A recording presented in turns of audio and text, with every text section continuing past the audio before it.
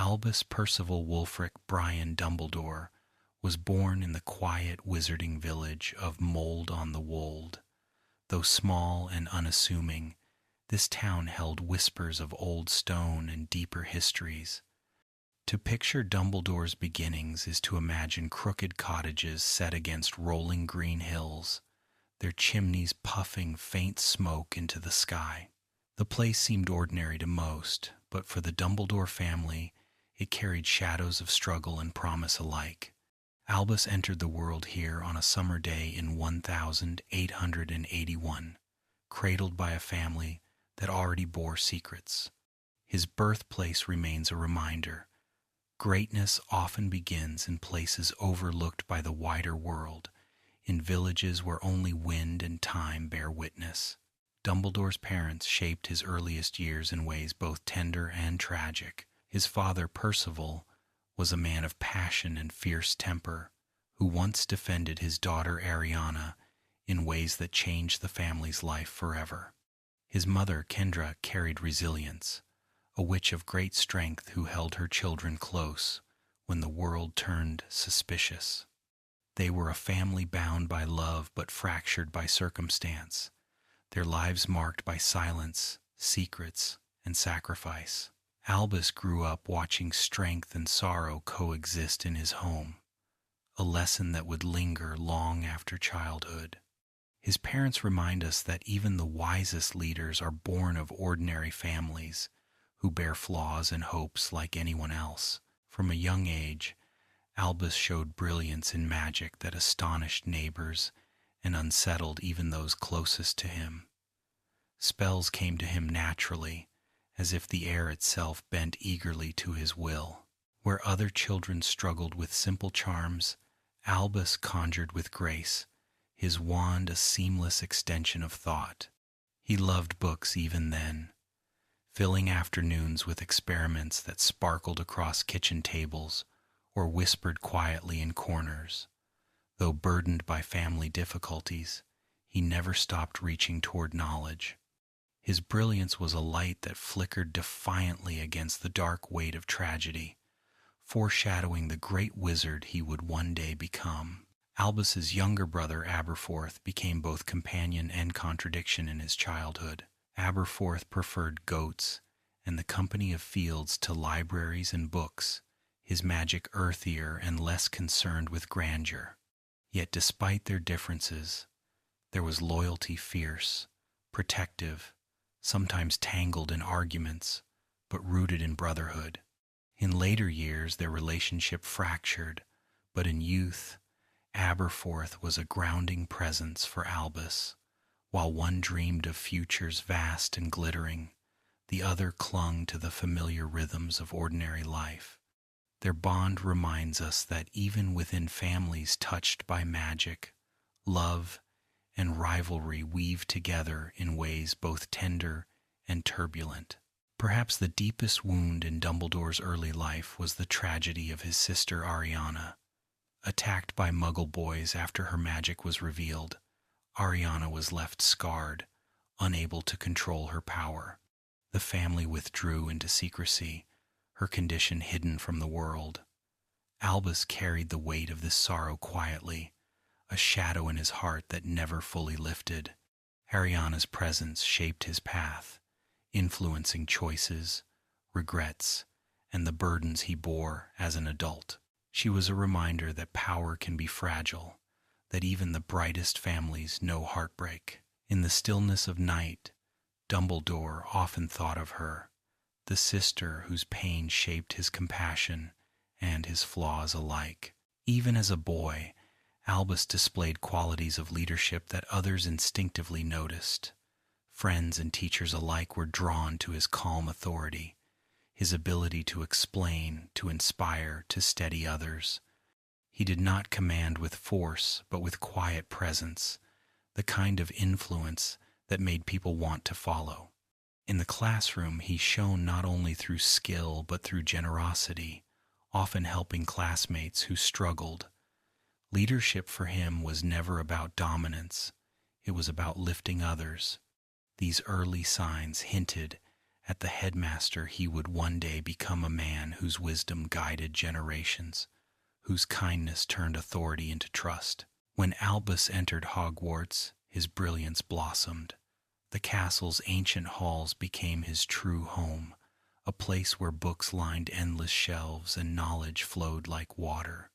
He excelled in nearly every subject, from transfiguration to charms, and professors quickly marked him as a prodigy. Yet it was not only skill that defined him, it was curiosity, the joy of discovery, the thrill of learning. For Albus, Hogwarts was sanctuary, a place where he could stretch beyond the limits of family sorrow and become something greater. In those years, the seeds of his lifelong love for the school were planted, roots that would one day bind him forever to its walls. During his Hogwarts years, Albus formed a lasting friendship with Albus Doge, a fellow student who admired his brilliance and shared his curiosity. Doge, often ill and lonely, found in Albus a loyal companion, while Albus discovered comfort in a friend who accepted him without expectation. Their bond was one of laughter in quiet corners, of shared letters and dreams. Though life would pull them in different directions, their friendship endured, surviving decades, wars, and the weight of history. Albus Doge later became one of Dumbledore's fiercest defenders, his loyalty rooted in those early days of companionship. Their friendship reminds us that even great wizards need friends to steady their journey. Albus graduated from Hogwarts with more honors than any student of his generation. His essays were passed between professors as examples of brilliance, and his magical experiments earned whispers of awe. Awards followed medals for magical discovery, recognition from the International Confederation of Wizards, and invitations to positions of prestige. Yet, what defined him was not just intellect, but humility. He often deflected praise with humor or kindness. His academic achievements were stepping stones, but they never defined him completely. What mattered more was how he used his gifts, not for glory alone, but for teaching, for guiding, and for shaping a world that needed wisdom. Though brilliance opened doors, Albus returned from Hogwarts not to triumph, but to tragedy. His father was imprisoned, his mother Kendra dead, and Ariana's care fell heavily on his shoulders. The young man who might have soared into international acclaim was grounded by duty and grief. He longed for freedom but stayed tethered to responsibility, resentment simmering beneath love. These burdens shaped him as much as his triumphs, teaching him the sharp weight of regret. The great Dumbledore we know was born not only of knowledge but of sorrow, of lessons in sacrifice written not in books but in the fragile lives of those he loved. After finishing school, Albus returned home burdened by Ariana's care and Aberforth's resentment. In that summer, he met Gellert Grindelwald, a brilliant young wizard staying with his great-aunt, Bathilda Bagshot. Grindelwald's intellect mirrored Albus's, his charm dazzling, his dreams vast. Together they spoke of revolution, of remaking the world for the greater good. For the first time, Albus felt he had found an equal someone who not only understood his brilliance, but fanned it into flame. Their friendship was intoxicating, their nights filled with plans and words that burned with possibility. Yet in those plans lingered shadows, a foreshadowing of pain. Albus, young and ambitious, did not see how easily ideals can twist. The meeting of these two prodigies was both gift and curse, a spark that illuminated brilliance but also set fire to paths that would scar them both forever. With Grindelwald, Albus dreamed not merely of power but of destiny. Together they studied the legend of the Deathly Hallows, the Elder Wand, the Resurrection Stone, and the Invisibility Cloak. To them, these relics were not myth but roadmap, tools to change the very nature of life and death. Albus, though brilliant, was blinded by hope, seduced by visions of control and grandeur. He wrote letters filled with fervor, speaking of building a world where wizards ruled wisely, where pain and death themselves might be conquered. Yet even as he dreamed, the words, "for the greater good," echoed too harshly, hinting at arrogance disguised as vision. The Hallows would haunt Dumbledore all his life, not as treasures gained, but as reminders of temptation, of the thin line between wisdom and pride. His fascination with them was both a spark of wonder and a scar of regret. Tragedy struck when Aberforth, angered by Albus and Gellert's neglect of Ariana, confronted them. Words turned to wands, and in the chaos, spells flew. Ariana, fragile and unprepared, was caught in the storm. No one knew whose curse struck her, but she fell. Her young life ended in an instant. The grief was unbearable, the guilt endless. Grindelwald fled, Albus's heart broke, and Aberforth's rage never softened. That duel shaped Dumbledore forever, not simply because of loss, but because of the lesson etched into his soul. Power pursued without restraint destroys.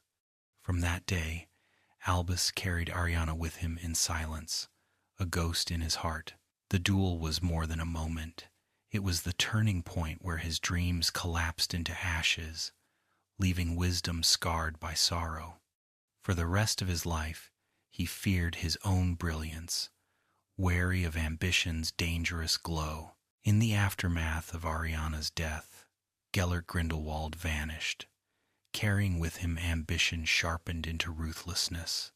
He traveled across Europe, gathering followers, building an army of idealists and zealots. Albus remained at home, rooted not in glory but in grief, tending to broken family and broken dreams. He could have chased Grindelwald, could have risen as rival immediately, but guilt chained him. For years, Grindelwald grew in power while Albus turned inward, teaching, studying, keeping distance from ambition. Their friendship, once golden, now lay shattered, replaced by silence heavy with regret. Grindelwald's departure was not simply physical, it was the sundering of Albus's youth, the moment when hope twisted into warning. And though decades passed before they met again in battle, the shadow of that parting haunted him, a reminder that love and ambition, entwined, can lead to ruin if left unchecked. Albus eventually returned to Hogwarts, not as student, but as professor.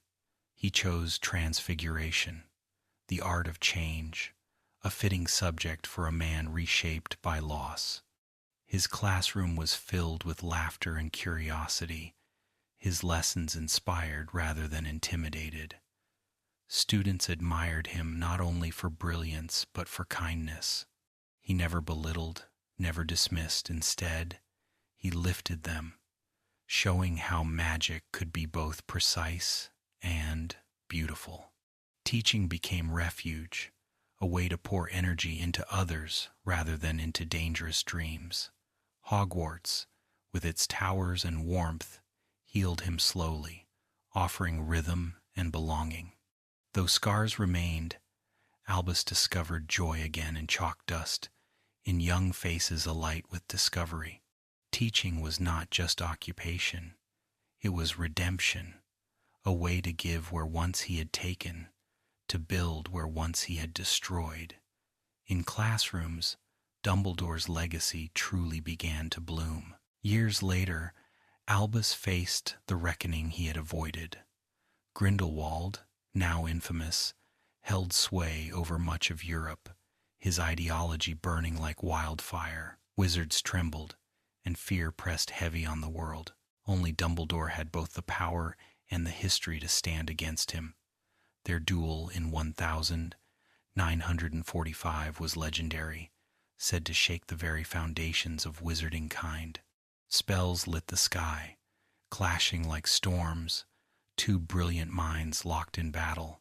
Yet, beneath the clash was pain, the memory of friendship, the shadow of Ariana, the weight of regret.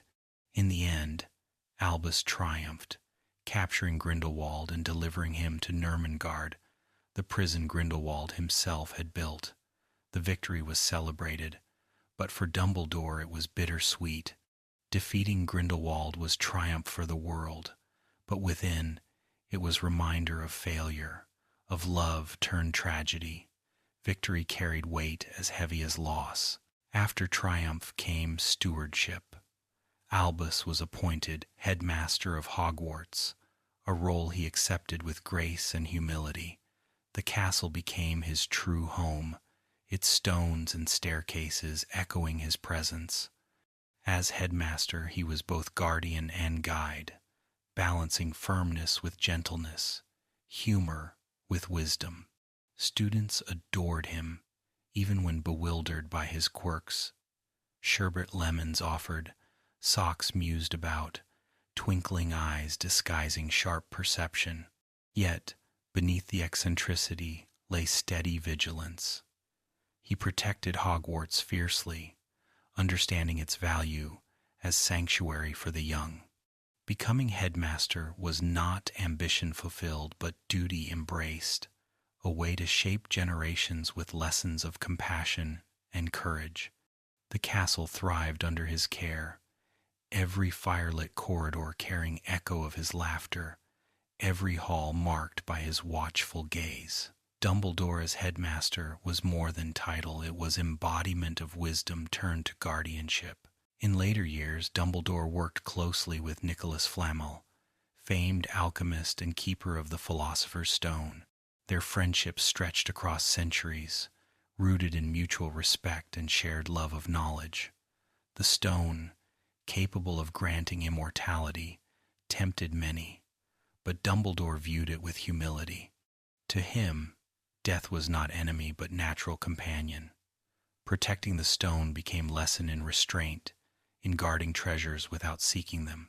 When Voldemort sought it through Quirrell, Dumbledore's foresight ensured it was hidden safely within Hogwarts, its protections woven with brilliance. The stone was more than object. It was symbol of Dumbledore's philosophy that wisdom lies not in clinging to life, but in accepting its limits, that true greatness is measured not by what we hold, but by what we release. Through the stone, Dumbledore taught the world that immortality is far less powerful than love and legacy. As Voldemort rose, Dumbledore responded not with fear but with organization. He founded the Order of the Phoenix, a group of witches and wizards bound by courage and loyalty. Meeting in secret, they fought against darkness, often at great personal cost. The Order was less an army and more a family, united not by power but by trust. Dumbledore led not as general but as mentor, his calm presence steadying even the most frightened hearts. He knew war carried loss, yet he also knew silence was surrender. The Order of the Phoenix stood as symbol of resistance, of hope burning even in shadows. Through its members, Dumbledore extended his reach beyond Hogwarts, weaving network of light across Britain. The Order's legacy, though scarred by sacrifice, remains testament to his belief that even in darkest times, unity and love can forge shield against despair. Perhaps the most defining aspect of Dumbledore's life was his role as mentor. From Harry Potter to countless nameless students, he shaped lives with quiet wisdom.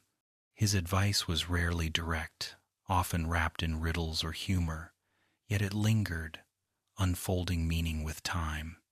He encouraged independence, letting others grow into strength rather than carrying them.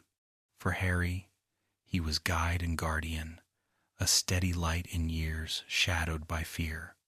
Yet even here, he bore flaws, secrets withheld, burdens left unshared. Still, his mentorship was gift, one that inspired courage where none seemed possible. To be mentored by Dumbledore was to be believed in, to feel one's worth even when doubt pressed heavy. His role as mentor was legacy greater than duel or title, for it lived not in books but in hearts, passed endlessly from student to student, flame unquenchable. Dumbledore's Patronus took the form of a phoenix, radiant and eternal. When conjured, it burst forth in flame and light, wings stretching wide across shadows. This choice was not coincidence. The phoenix symbolized rebirth, endurance, and healing themes woven into Dumbledore's life. Just as a phoenix dies in fire and rises anew, Dumbledore too endured losses, mistakes, and regrets, and yet found ways to rise again. His office echoed this image in the form of Fawkes, his loyal companion. To see the Phoenix Patronus was to feel reassurance, a reminder that even in darkness there is renewal. For Dumbledore, it was not only protection but declaration that his magic, like fire and song, would always return, glowing brighter than before. The phoenix, as Patronus, was not just symbol but reflection, the living essence of Dumbledore's heart carried into spell and flame. Fawkes, Dumbledore's companion, was no ordinary phoenix, but a presence of comfort and aid. His feathers glowed in scarlet and gold, his song lifting hearts and soothing pain. Time and again, he came when Dumbledore needed him most, carrying messages, healing wounds, offering flame and shadow. A single feather from Fawkes's tail even formed the core of Harry's wand, binding bird and boy in shared destiny. Fawkes was more than pet. He was partner, friend, and symbol of Dumbledore's deepest beliefs. When Fawkes sang, sorrow softened, courage returned, hope felt possible. Their bond was proof that companionship is as magical as spells, that love between human and creature can weave lifelines in moments of despair. Fawkes's presence at Dumbledore's side was constant reminder that beauty and resilience dwell quietly in loyalty, in song, in wings that rise from ashes again and again. Dumbledore's quirks were as famous as his wisdom. He spoke fondly of sherbet lemons, mused about socks, and peppered conversations with humor when least expected. His office was filled with odd instruments that whirred and clicked, some useful, others seemingly nonsense. Yet beneath eccentricity lay intention. He understood that whimsy disarmed fear, that levity opened hearts. Students who entered his office often left not only wiser but lighter, their worries softened by his twinkling eyes and unexpected remarks. Dumbledore wore eccentricity as cloak, one that hid sharpness of mind while inviting trust. For him, laughter and curiosity were not distractions but shields, reminders that seriousness without joy is brittle. His quirks were part of his wisdom, teaching that even in grave times, delight has power, and that a leader need not be solemn to be profound. In whimsy, Dumbledore offered gentlest form of strength. Among young witches and wizards, Dumbledore was immortalized early on a chocolate frog card.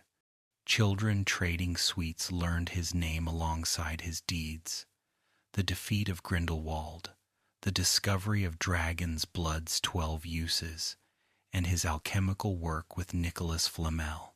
To see his face smiling from foil packet was to glimpse greatness wrapped in play. Yet Dumbledore himself regarded the card with amusement rather than pride. He understood how strange it was for life to be summarized on a piece of candy, reduced to a few shining facts.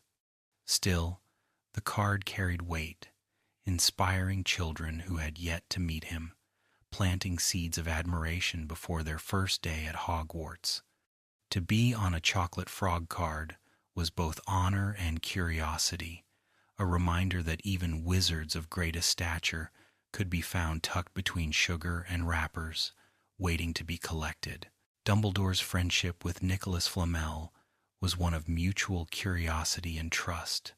Together they pursued alchemical studies, unraveling mysteries of transformation and endurance. Flamel, centuries old, carried wisdom steeped in time. Dumbledore, younger but brilliant, brought sharp mind and unyielding curiosity. Their work went beyond the Philosopher's Stone, touching on questions of mortality, balance, and the nature of magic itself. To imagine them is to picture two great minds seated over parchment and candlelight, ink-staining fingers as they debated softly into night. Their friendship was testament that brilliance thrives best in company, that discovery is joy when shared. For Dumbledore, Flamel was not merely colleague but mirror of what it meant to age with grace, to seek knowledge without surrendering humility. Their partnership shimmered like alchemy itself, blending two lives into a legacy of wisdom, compassion, and respect that endured across generations. Few things delighted Dumbledore more than sweets. From sherbet lemons to Bertie Bott's every flavor beans, he savored sugar with childlike joy. His office often carried faint scent of lemon drops, and his pockets rattled with candies that he offered at unexpected moments. Yet his love of sweets was more than indulgence. It reflected his philosophy, to find delight in simple things, to anchor life's weight with small joys. Amid wars, secrets, and shadows, he chose to treasure sugar crystals, to laugh at odd flavors, to smile over toffee. Students who saw their headmaster nibbling sweets felt reassurance, as if the gravest wizard alive still found joy in the ordinary.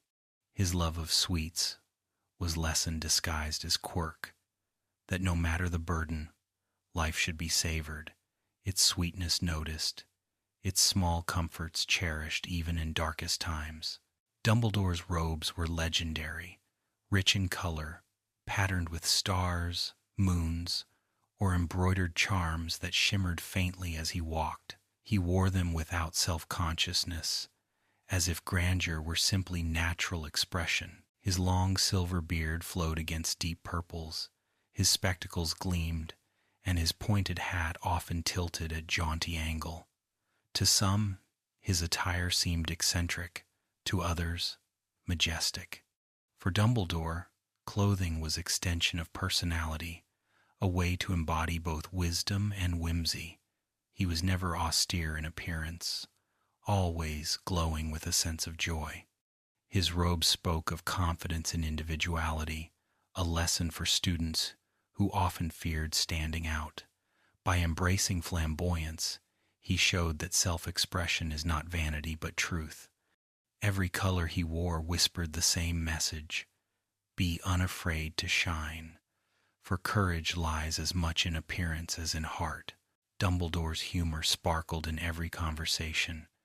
He told jokes in serious moments, dropped puns into dire discussions, and let twinkling eyes soften even the harshest truths. Humor, for him, was not escape but bridge. It disarmed anger, soothed fear, and reminded listeners that even sorrow need not silence laughter. Students often left his office confused, smiling despite themselves, carrying questions wrapped in wit. His humor was wisdom disguised, a way to deliver lessons without sermon. Even in darkest days, he laughed not because danger was small, but because spirit was greater. His humor was defiance, joy chosen deliberately in face of shadow. It was lesson to all that laughter, far from frivolous, is resilience itself, a spark that refuses to dim. In every chuckle, in every sly remark, Dumbledore gave gift of lightness, reminder that courage and humor walk hand in hand. Though warm and approachable, Dumbledore was also deeply secretive. He carried burdens quietly, revealing only fragments of truth, even to those he trusted. With Harry, with the Order, with colleagues, he often withheld knowledge until the right moment, sometimes too long, sometimes with painful consequences. His secrecy was born not of malice but of fear, fear of repeating mistakes, of allowing ambition or recklessness to harm others again. Yet secrecy was both shield and flaw, protecting while also isolating. For those who loved him, his silence was mystery, a distance never fully crossed. In dreams, Dumbledore's secretive nature reminds us that even those who seem most open carry locked chambers in their hearts. His secrets were not coldness but scars, hidden rooms filled with regret and care. Still, they shaped his life, and in silence he bore weight too heavy to share freely. Above all, Dumbledore spoke of death with rare honesty. He taught that to the well-organized mind, death is but the next great adventure. Unlike others who feared it, he viewed death not as enemy but as natural companion, inevitable and even beautiful in its mystery. This philosophy shaped his choices, his refusal of the Philosopher's Stone's gift, his calm acceptance of mortality, his guidance to Harry. To him, obsession with avoiding death was root of darkness, while acceptance was key to peace. His wisdom on death did not lessen sorrow but reframed it, teaching students to honor life by embracing its impermanence. In his words, death was not an end but doorway, a reminder that courage means meeting even the final shadow without despair. His wisdom soothed many, offering comfort as gentle as his voice, as enduring as the stars themselves. Dumbledore often said that music was a magic beyond all others. He treasured it not for power but for its ability to soothe, to unite, to remind souls of wonder. At feasts, he sometimes hummed along with enchanted instruments. In private, he lingered on melodies as though they were old friends. And music for him was thread of memory, carrying warmth of childhood and companionship of students' laughter. When words failed, song spoke, flowing through the air with honesty unmatched. To love music is to love connection, and Dumbledore understood that harmony is itself a kind of spell. He encouraged the school choir, delighted in magical carols, and spoke of music as mystery deeper than books. His love of song was another of his gifts to Hogwarts, weaving beauty into its stone halls. In music, he found reflection of his own philosophy, that love, more than logic, holds the greatest power. Beyond Hogwarts, Dumbledore held seats of authority in the wizarding world. He served in the Wizengamot, the high court of magical law, where his presence carried weight. Unlike others who wielded gavel with severity, Dumbledore tempered judgment with compassion. He spoke with calm voice, letting silence carry wisdom, urging fairness over punishment. In sessions, his twinkling eyes disarmed pomp, his reasoning cut through bluster. Though politics was far from his love, he bore duty with grace, knowing his voice could defend those without power. His role in the Wizengamot was not of ambition but responsibility, ensuring justice was tempered by mercy. Many feared him, others admired him, but all listened when he rose to speak. His service there was reminder that leadership is not confined to classroom, it echoes in halls of law, where courage means speaking truth even when others turn away. Dumbledore was also elected Supreme Mugwump of the International Confederation of Wizards, the global governing body of magical law and diplomacy. His appointment reflected not only brilliance but trust across nations. He presided with dignity, balancing tensions between communities, fostering peace where suspicion brewed.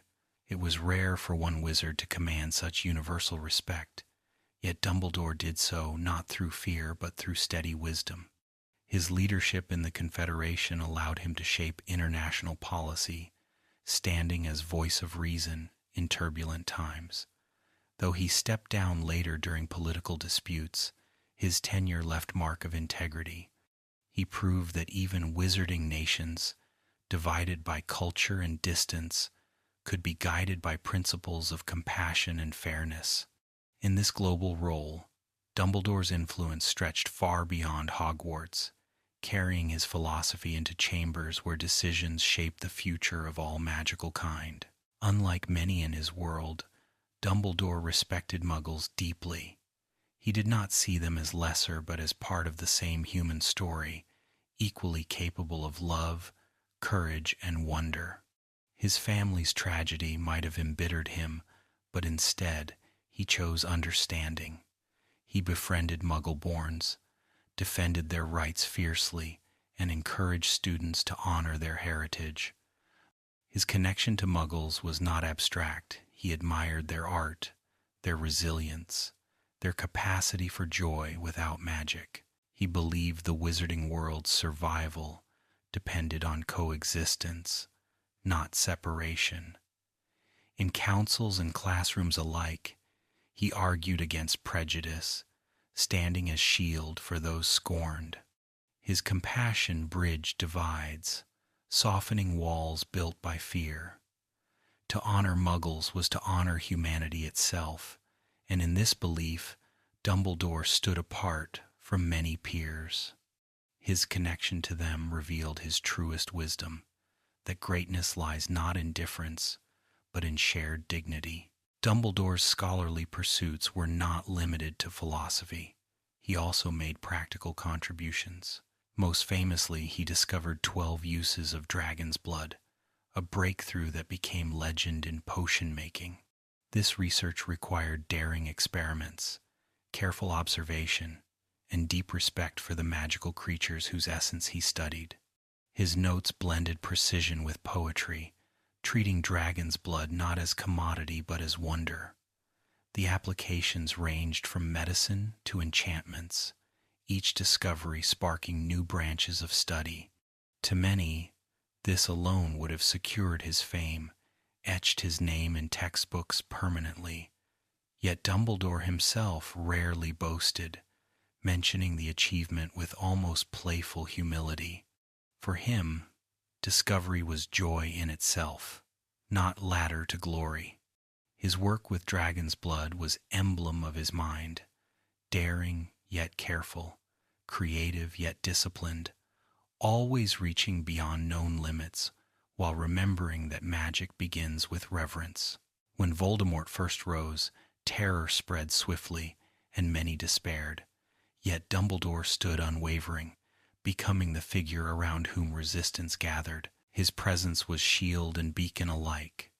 He organized, counseled, and protected, inspiring others to hold fast. When prophecy marked Harry Potter as possible vanquisher, it was Dumbledore who shielded the boy, guiding those around him with secrecy and care. Though he did not strike the final blow, his wisdom shaped the victory. He reminded all that power alone would not end Voldemort. Love and sacrifice would. Dumbledore's role in the first defeat was not in battle but in strategy, in faith, in seeing beyond force. He became symbol of hope, not because he conquered darkness directly, but because he nurtured light in others. This was his greatest gift, that he never sought to be hero, but to help others rise to heroism themselves. Perhaps no bond defined Dumbledore's later years more than his relationship with Harry Potter. From their first meeting in the Great Hall to their final conversations, he was mentor, guardian, and at times father figure. He guided Harry with riddles and patience, teaching him not simply spells but truths of courage and love. Yet their relationship was also complex. Dumbledore withheld secrets, fearful of burdening Harry too soon. This distance caused pain, yet it was born of love as much as caution.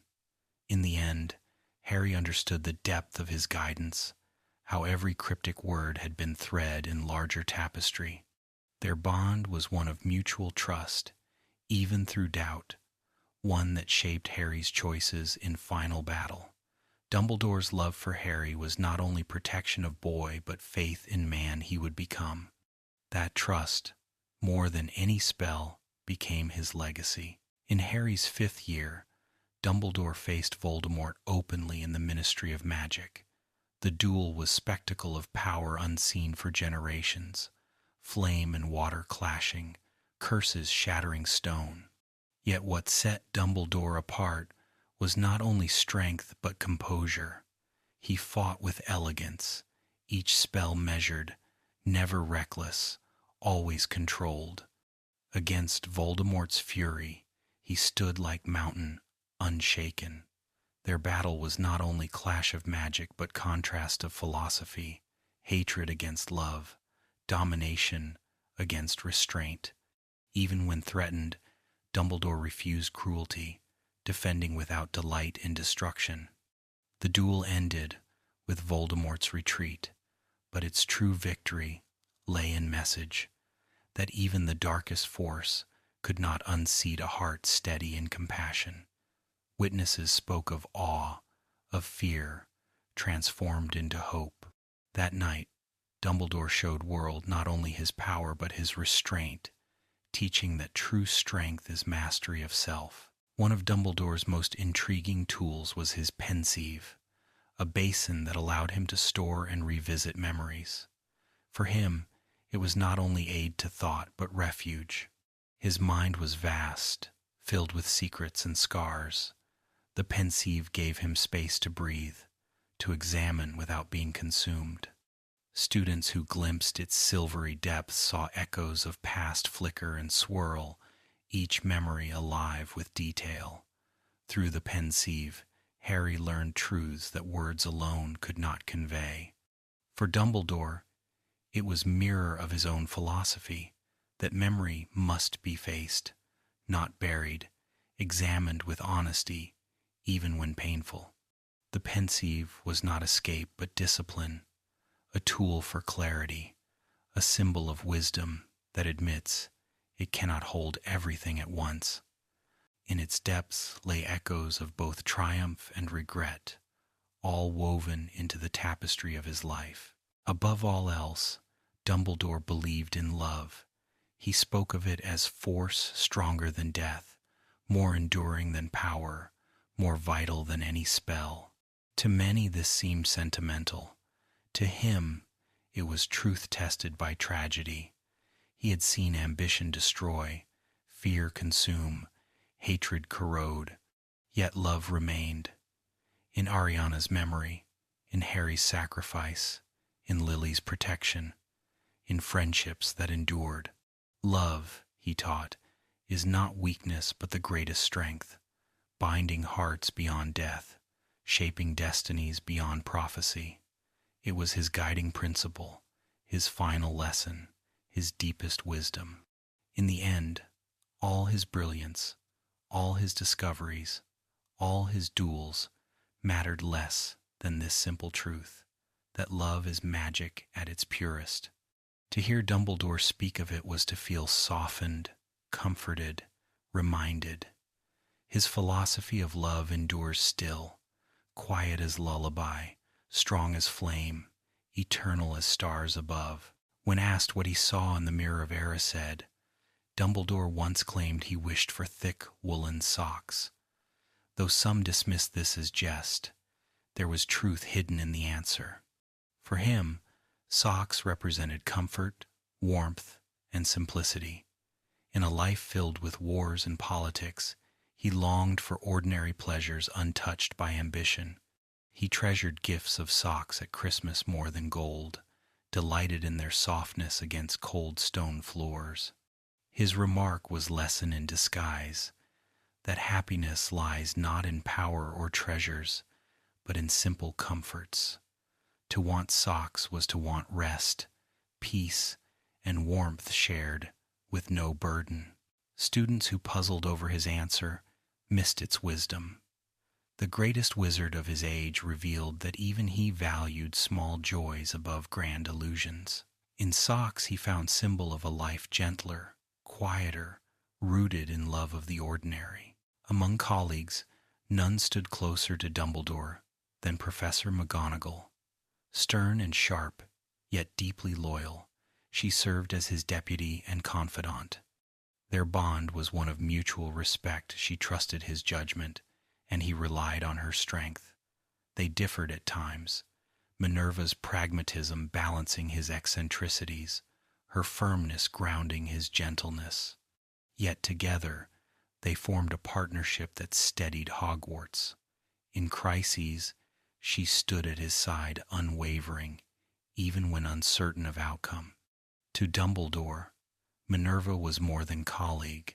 She was trusted friend, one who understood both his brilliance and his burdens. Their relationship revealed another truth about him, that even leaders need allies, that wisdom is not solitary but strengthened by companionship. In the bond between Dumbledore and McGonagall, Hogwarts found stability, a duo of lioness and phoenix, guiding generations with courage and care. Dumbledore trusted Hagrid when few others did. After Hagrid's expulsion from Hogwarts, accused of keeping a dangerous creature, it was Dumbledore who defended him. He believed in Hagrid's heart, seeing kindness and loyalty where others saw only clumsiness. He gave Hagrid role of gamekeeper, later professor, ensuring his life remained tied to Hogwarts. Their friendship was marked by mutual affection. Dumbledore's patience met by Hagrid's fierce devotion. Hagrid adored him, often speaking of the headmaster with reverence, while Dumbledore valued Hagrid's honesty and warmth. Their bond was lesson in trust, proof that greatness lies not in perfection but in loyalty and compassion. By standing by Hagrid, Dumbledore showed that true leadership is measured not in honors bestowed, but in lives uplifted. Their friendship glowed softly, like lantern against storm, steady light of faith between two hearts. Dumbledore held deep respect for house elves, creatures often dismissed or exploited by wizarding society. At Hogwarts, he treated them with dignity, valuing their work and defending their rights. He never ordered them with disdain, instead thanking them warmly, offering kindness where others offered command. His respect revealed his broader philosophy, that no being, however overlooked, was unworthy of compassion. Students learned from his example, even if unconsciously. In Dumbledore's halls, elves were not servants but partners in keeping school alive. His attitude foreshadowed later efforts by Hermione, showing seeds of equality planted long before. For Dumbledore, respecting house elves was natural extension of his belief in fairness. It was not grand gesture, but quiet truth, that leadership means honoring even smallest hands, that greatness rests in how one treats those unseen. In respecting elves, Dumbledore offered reminder that compassion is universal, boundless as magic itself. Dumbledore delighted in Muggle sweets as much as wizarding ones. Sherbet lemons, in particular, became his favorite, their tangy flavor amusing him endlessly. He kept a tin on his desk, sometimes using sherbet lemon as password to his office, blending whimsy with security. His fondness was more than taste, it was bridge. By enjoying Muggle confections, he honored the creativity of non-magical folk, finding joy in their simple inventions. To him, sweets were proof that magic is not required to create delight, that ingenuity and joy belong to all. Offering sherbet lemons to visitors became gesture of warmth, softening tension, inviting laughter. His curiosity about Muggle sweets reflected his philosophy that boundaries between worlds need not be walls, but doorways. In a single candy, Dumbledore found connection, delight, and quiet lesson that even in smallest flavors, unity can be tasted. Throughout his career, Dumbledore defended Muggle-born witches and wizards fiercely. He opposed discriminatory laws, stood against prejudice, and ensured Hogwarts welcomed all children with equal care. To him, magic was gift, not birthright, and no bloodline could determine worth. He saw brilliance in Muggle-born students, celebrated their successes, and defended them when others scorned. In councils, his voice rang clear. Fairness was not negotiable. His defense of Muggle-borns was not only principle, but memory, shaped by Ariana's tragedy and Grindelwald's philosophy of supremacy. He knew too well the cost of intolerance. For every student who trembled at being judged unworthy, Dumbledore offered shield of acceptance. In his eyes, they saw belonging, dignity, and hope.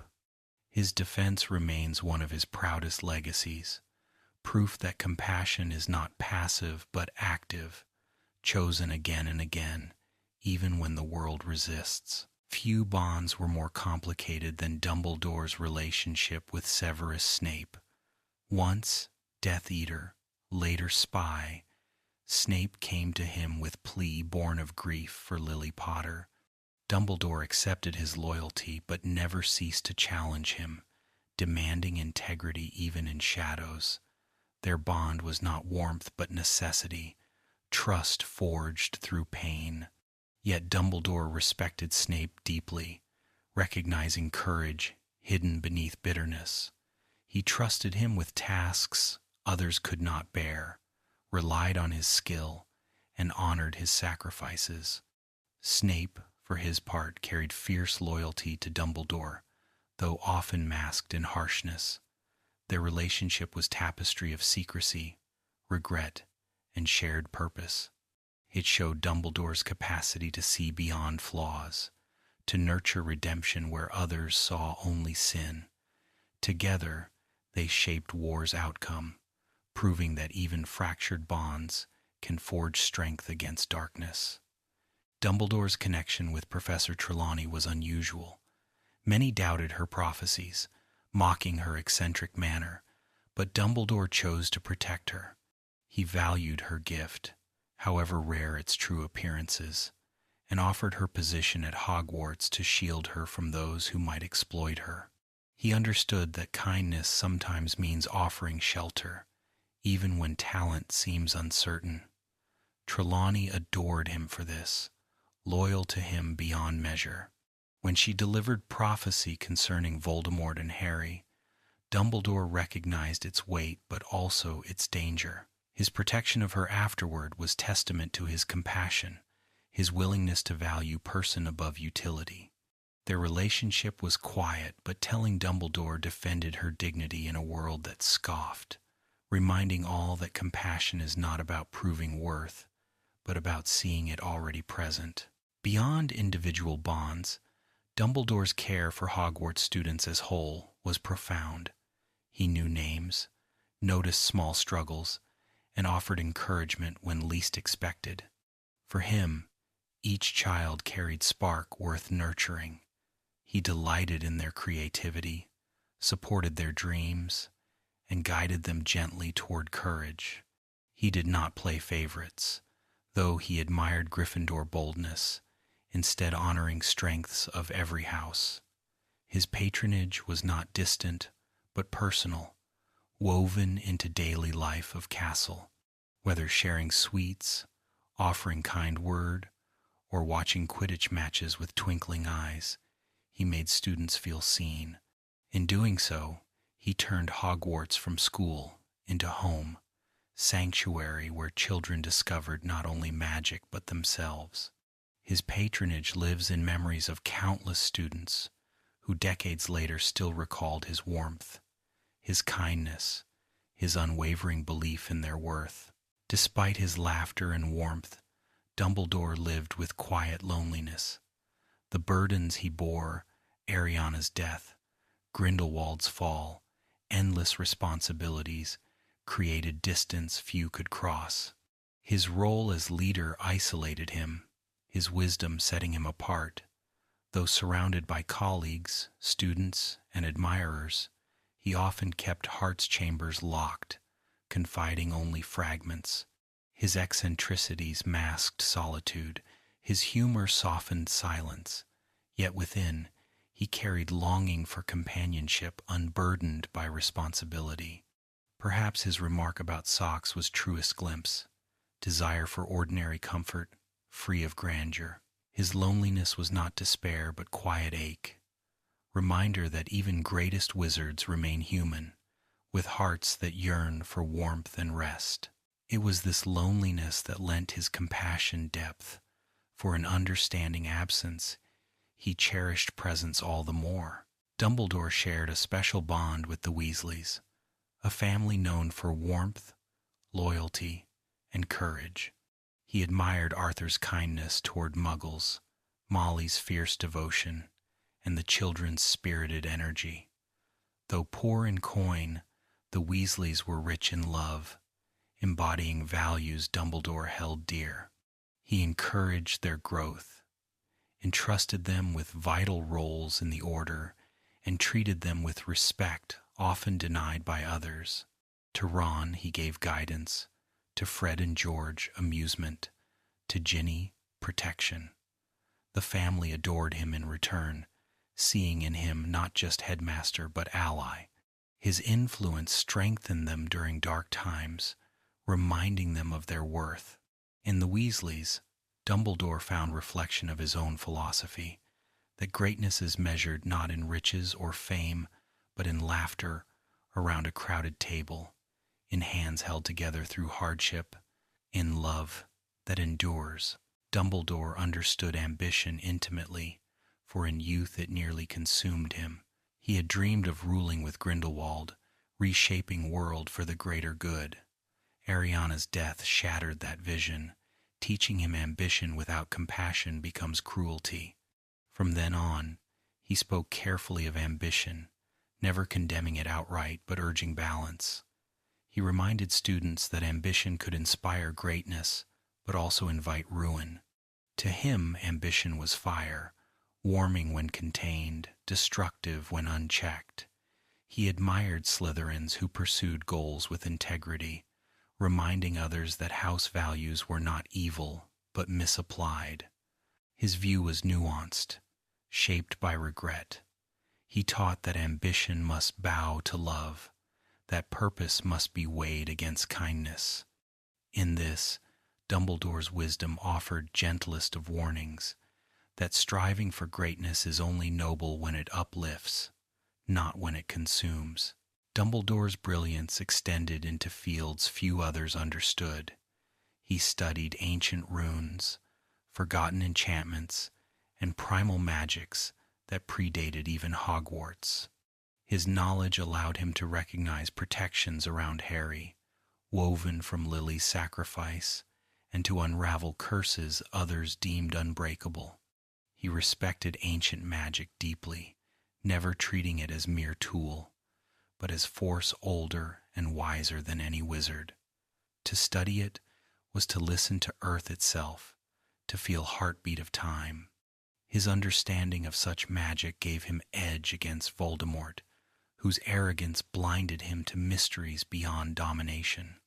For Dumbledore, ancient magic was reminder that wizarding world is not invention of humans alone, but dialogue with forces that precede us. In his study, he honored past, carried its wisdom forward, and taught students that true knowledge is not invention, but remembrance. Books were Dumbledore's companions throughout his life.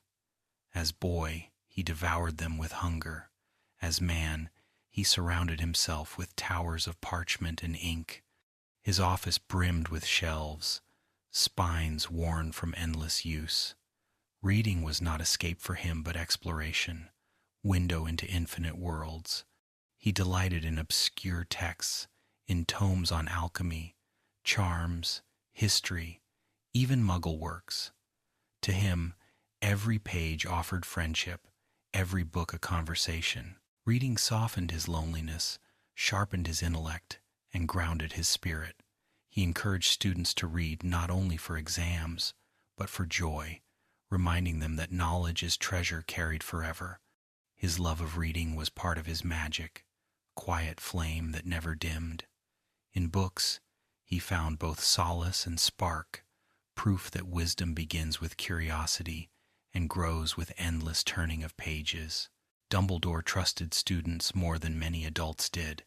He believed young witches and wizards were capable of great courage and wisdom, often entrusting them with tasks that seemed daunting.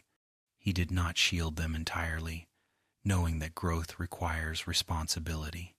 To Harry, Ron, Hermione, and countless others, this trust became source of strength. It showed them that their voices mattered, their choices carried weight.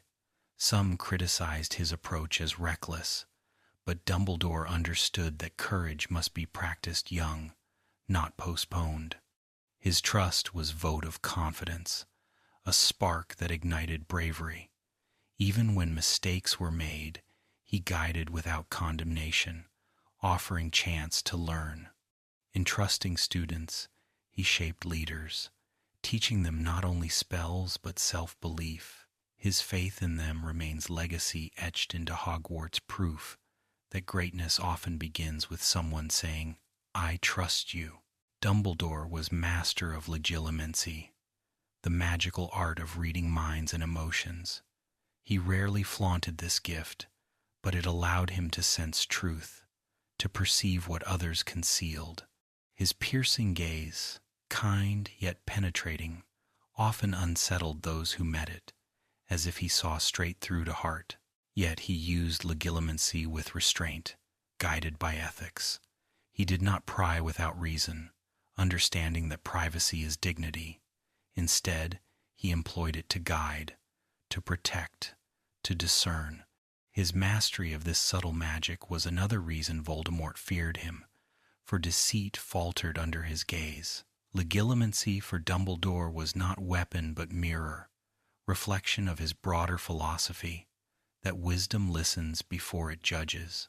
He carried skill with grace, never abusing it, showing that even most powerful arts gain meaning only through compassion.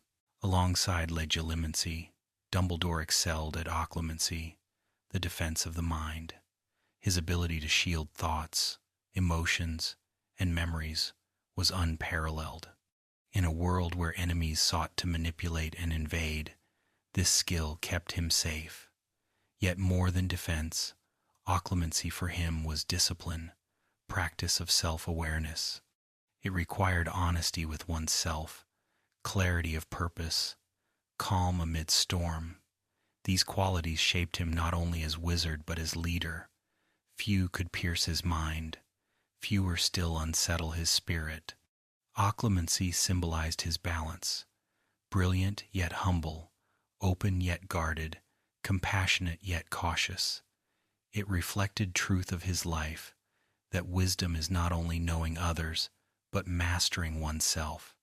Through occlumency, he preserved integrity, carried burdens silently, and reminded students that the mind, like wand, is tool to be trained with patience, discipline, and care. When the Triwizard Tournament returned, Dumbledore oversaw it with care, ensuring Hogwarts welcomed students from other schools with warmth. He valued the tournament not for glory but for unity, for chance to build bridges across borders. Yet when Harry's name emerged unexpectedly, he acted swiftly, balancing fairness with protection. He defended Harry, demanded truth, and navigated politics with steady hand. Though tragedy struck with Cedric's death, Dumbledore guided students through grief, refusing to hide reality. He spoke plainly of Voldemort's return, even when Ministry denied it, proving again his courage to face truth. The Triwizard Tournament revealed his philosophy, that challenges are opportunities, that unity is strength, that honesty is duty.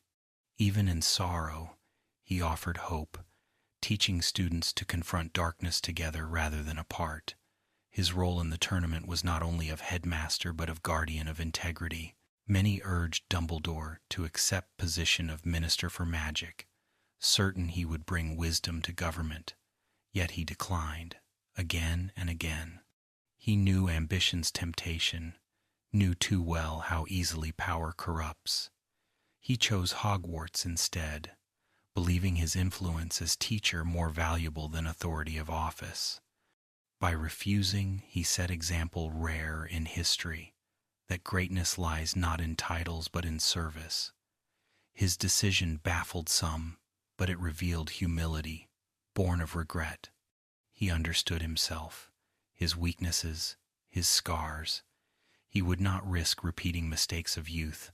His refusal was act of wisdom, declaration that love of students mattered more than lure of politics. In stepping aside, he showed truest strength, ability to choose humility over grandeur, integrity over ambition. His choice left mark on wizarding world, teaching that sometimes the most powerful yes is a quiet no. And I have to given made friends than author, their plied friends. In his final years, Dumbledore's life was shadowed by prophecy, Horcruxes, and his own mortality. Cursed by ring, weakened by time, he planned carefully for battles ahead. Yet even as shadows deepened, he remained gentle, offering sweets, laughter, and kindness to students. He bore pain silently, choosing to guide Harry with patience. His death at Astronomy Tower was not defeat but plan, orchestrated with Snape to preserve Draco, to prepare Harry, to ensure hope lived on. His final years were testimony of sacrifice, proof that wisdom means preparing others to continue work one cannot finish. In life he was beacon, in death, compass. Even as his body fell, his spirit remained in lessons whispered, in love remembered, in flame that guided world beyond him. His final years were curtain drawn softly, leaving stage ready for next generation of courage. The Phoenix was not only his Patronus or his companion in Fawkes, it became emblem of his spirit. Rising from ashes, burning brightly, yet never consumed, the Phoenix embodied resilience that defined his life. He endured tragedy after tragedy, Ariana, Grindelwald, war, loss of students, and yet he rose, again and again. To Dumbledore, the Phoenix was not only magical creature but metaphor, proof that endings are not final, that renewal is always possible. In every rebirth, in every rising flame, he found hope. Students who saw Fawkes beside him often felt comfort, as though reminded that their own setbacks, too, could become beginnings. The Phoenix was mirror of his heart, eternal, luminous, compassionate. It followed him in life, mourned him in death, and symbolized his greatest teaching that love and resilience burn brighter than any darkness. Unlike many headmasters, Dumbledore's approach to discipline was rooted in trust. He did not punish harshly, preferring to guide rather than condemn. Even when students broke rules, he sought to understand why, often turning mistakes into lessons rather than scars. He allowed room for mischief, knowing curiosity is part of learning. Yet when danger threatened, his authority was firm, unyielding. Students respected him not out of fear but admiration. He balanced freedom with boundaries, seriousness with gentleness. His discipline reflected his belief that young people grow not through fear of punishment, but through understanding consequences. In every decision, he modeled compassion, reminding all that true leadership does not crush, but cultivates. His approach left mark on Hogwarts, where laughter rang even in strict corridors, and where students learned responsibility not through fear, but through faith. Dumbledore's office was world unto itself, a chamber filled with portraits of past headmasters, shelves heavy with books, and odd instruments that clicked, spun, or emitted faint smoke. A phoenix perch stood beside desk, often occupied by Fawkes. The sorting hat rested nearby, silent yet full of history. Visitors often felt mixture of awe and comfort as though stepping into space alive with memory and magic. Each artifact reflected his personality, whimsical, brilliant, endlessly curious. His office was sanctuary, where students confessed fears, where plans against Voldemort were made, where laughter softened grief. The room itself seemed alive, echo of its master's warmth. It was not grand in cold way of throne room, but intimate, inviting, wise. To remember Dumbledore's office is to remember place where courage was nurtured, where truth was spoken gently, where guidance shone like steady flame. Though known for politics and battles, Dumbledore's heart always returned to teaching. He loved the classroom, the spark in students' eyes when discovery dawned, the thrill of guiding them toward knowledge. Even as headmaster, he considered himself teacher first, administrator second. He delighted in explaining spells, in unraveling mysteries with patience. To him, teaching was sacred, not about filling minds, but awakening them. Every student mattered, every question deserved respect. His joy in teaching kept Hogwarts alive, turning castle into home of growth rather than institution of rules.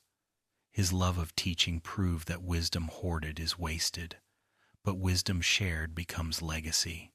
Long after wars faded, countless witches and wizards carried fragments of his lessons, whispered in classrooms, remembered in adulthood. In teaching, Dumbledore found truest expression of his gifts, giving to others what books and time had given him: light. Behind twinkling eyes and soft laughter lay regrets that haunted him: Ariana's death, Grindelwald's rise, mistakes with Harry all weighed heavy.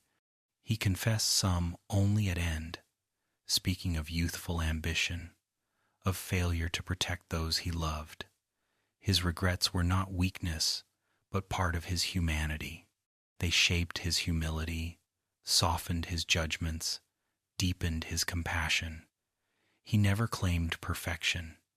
Instead, he admitted flaws openly when lessons could be drawn.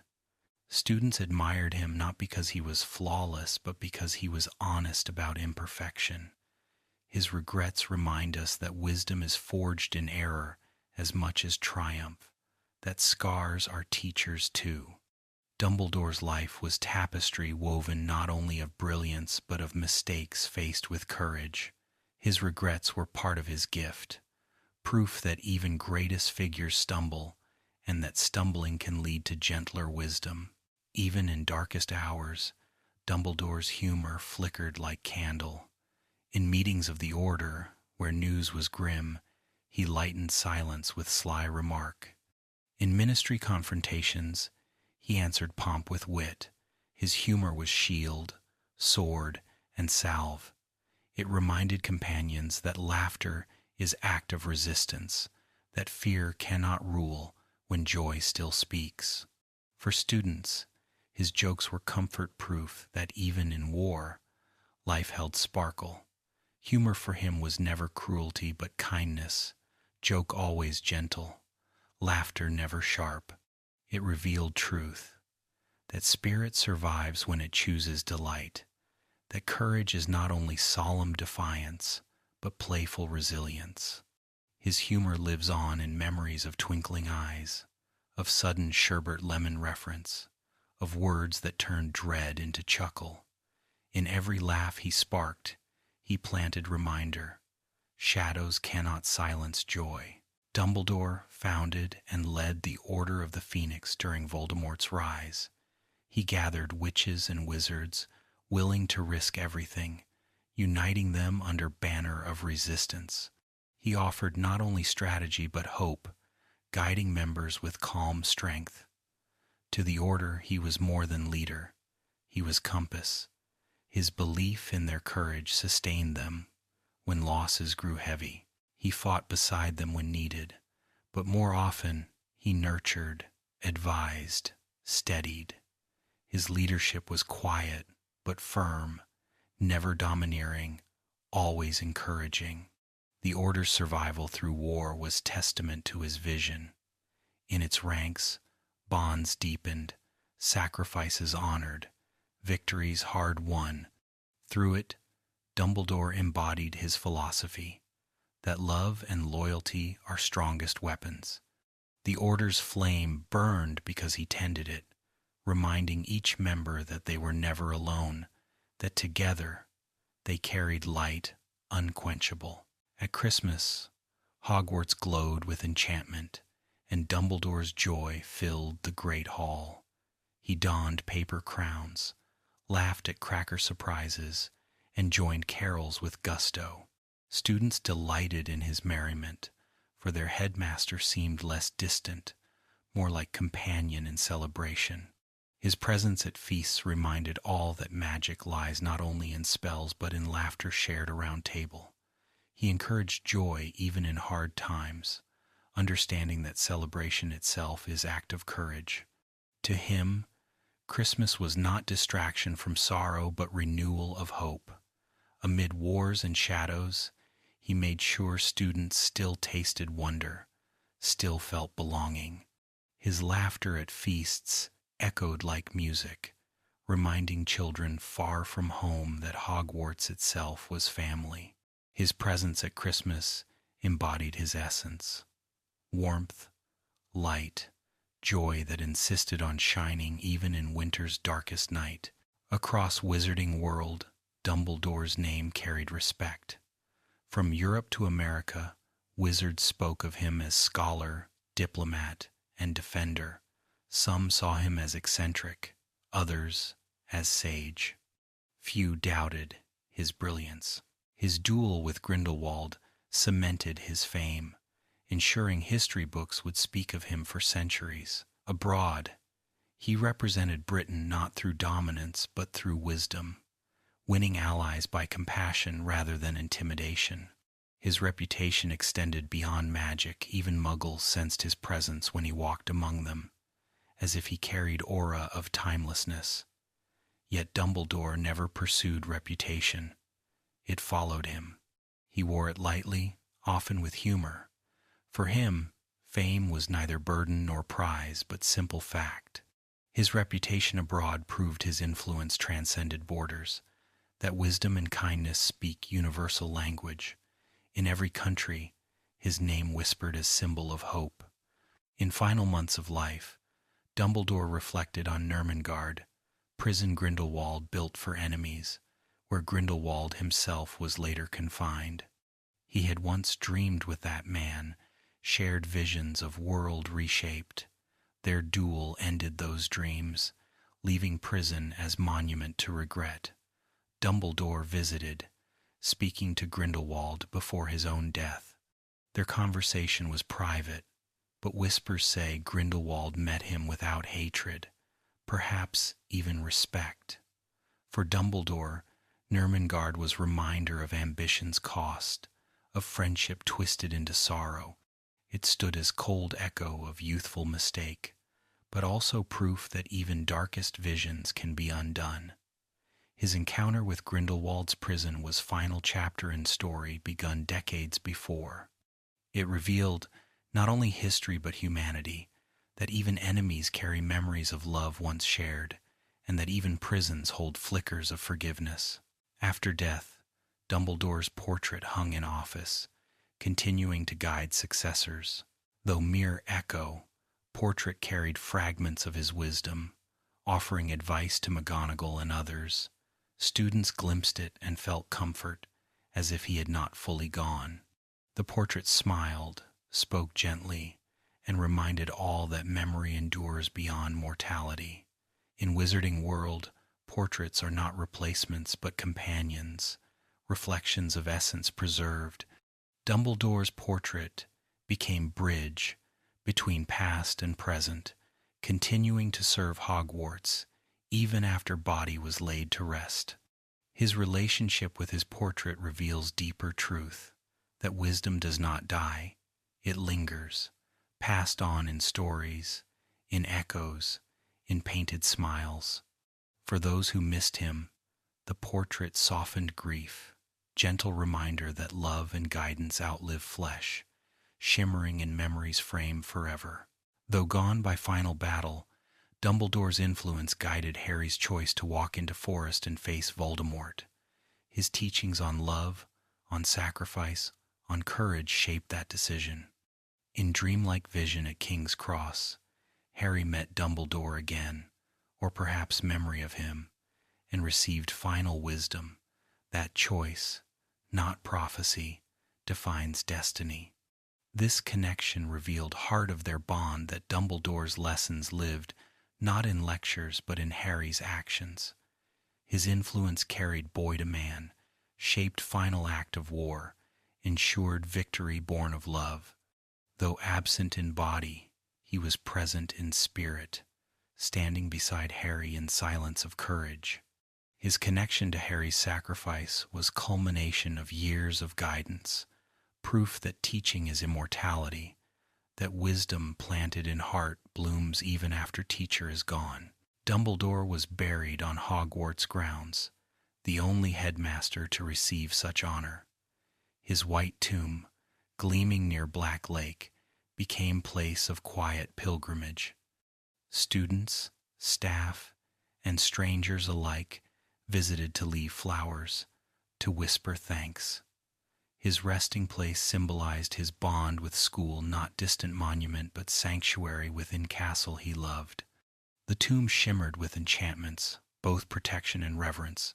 Fawkes sang once more, then disappeared, his morning song echoing across grounds. Burial at Hogwarts ensured Dumbledore remained part of its living memory, presence lingering in corridors and classrooms. His tomb was not only marker of death but reminder of life spent in service to school, to children, to love itself. In its quiet brilliance, it glowed like flame, eternal tribute to man who guided generations with wisdom and warmth. Dumbledore's legacy is not confined to battles won or offices held. It lives in laughter of students, in courage of alumni, in warmth that lingers in castle halls. Every professor who teaches, every student who dares, carries fragment of his influence. Hogwarts itself bears his imprint, traditions of kindness, of equality, of joy amidst discipline. His name is whispered in gratitude by countless families whose children found home under his care. Legacy is not statue or card but living flame. Dumbledore's legacy proves that greatness is not measured in titles or fame but in lives touched, in courage inspired, in hope kept alive. Hogwarts will forever echo his presence, not as memory fading, but as rhythm steady as heartbeat, guiding each new generation toward wisdom and love. In end, Dumbledore's story is not of power but of flame, gentle, steady, eternal. Born in quiet village, scarred by tragedy, tempted by ambition, he rose through fire of mistakes into light of wisdom. His life wove laughter, sorrow, love, regret, brilliance, and humility into tapestry vast as sky. To fall asleep to his story is to rest beneath glow of that flame, knowing it endures, for in every act of courage, in every kindness shared, in every student who believes in themselves, Dumbledore lives on. His flame is not gone. It burns in phoenix flight, in castle walls, in hearts that remember. His eternal flame whispers softly as night deepens, that love is greatest magic, that hope never dies, that courage, even in smallest spark, can light world anew.